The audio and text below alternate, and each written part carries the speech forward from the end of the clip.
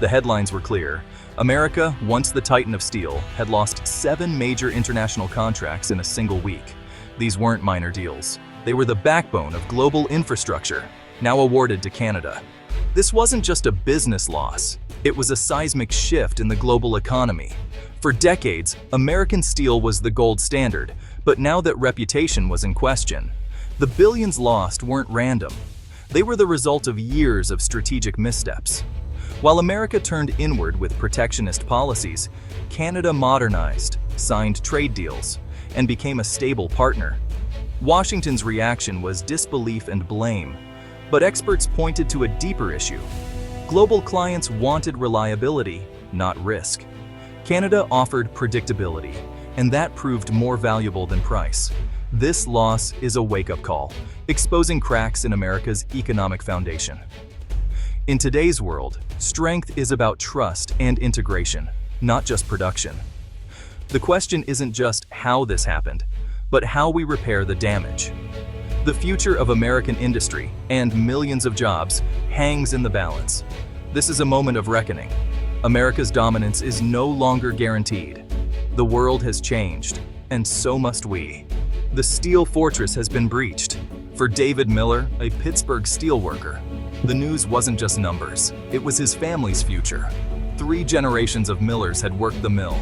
It was their legacy and lifeline. The lost contracts meant layoffs were inevitable.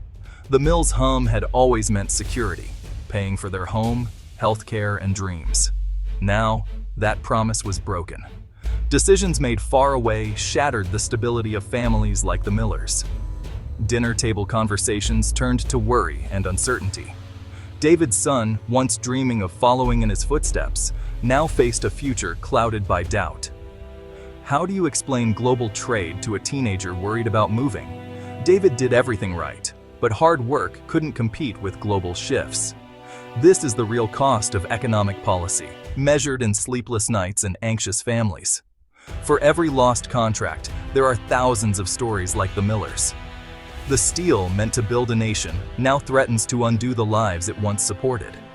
Economic decisions have deeply personal consequences. The Millers' struggle is America's struggle. Policy isn't just politics, it's people. To understand this crisis, look at the tariffs. Tariffs were meant to protect American steel by making imports more expensive. For a moment, it worked. Domestic orders rose and workers cheered. But the global economy is interconnected. Other countries retaliated, imposing tariffs on American goods.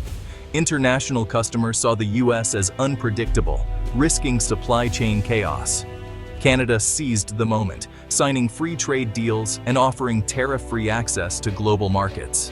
For global manufacturers, Canada became the safer bet. The U.S. market, once stable, now looked risky. Tariffs, meant as a shield, became a cage, isolating America from the world. Predictability, not just price, drives global business. The American strategy introduced too much risk. International business flowed north, leaving U.S. factories behind. Protectionism backfired, costing jobs and contracts.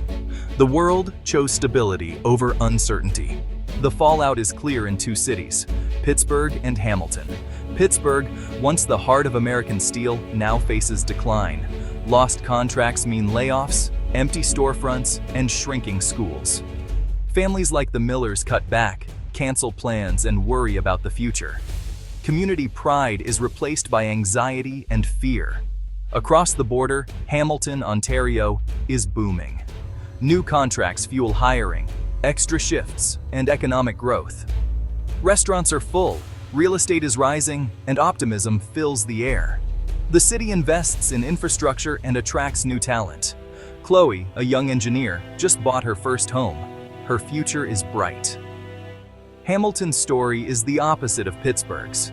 Canadian policies created stability and growth. Pittsburgh struggles with its past. Hamilton builds its future. National policies shape local lives. The contrast is stark and deeply human. 2 cities, 2 destinies. Policy choices make all the difference. Canada's rise wasn't luck, it was strategy.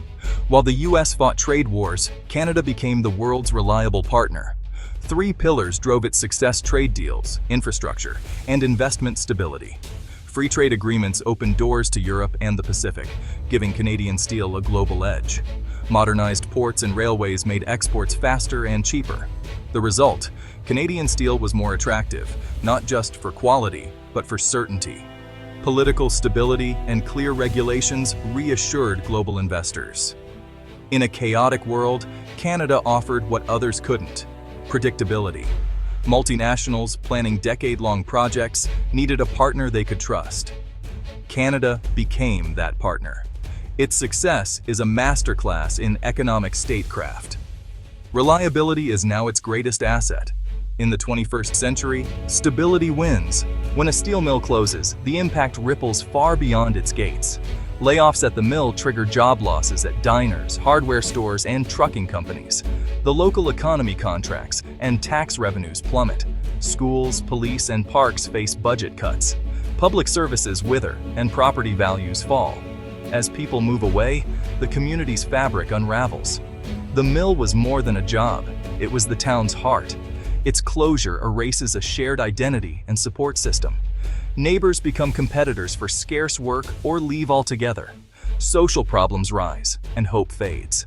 The real cost isn't just economic, it's the loss of community spirit. For towns like Pittsburgh, the silence of the factory echoes everywhere. Industrial decline is a slow-motion crisis that changes everything. Canada's steel boom is real, but its crown is fragile. The US remains its biggest customer. Any downturn or new tariffs could hit hard.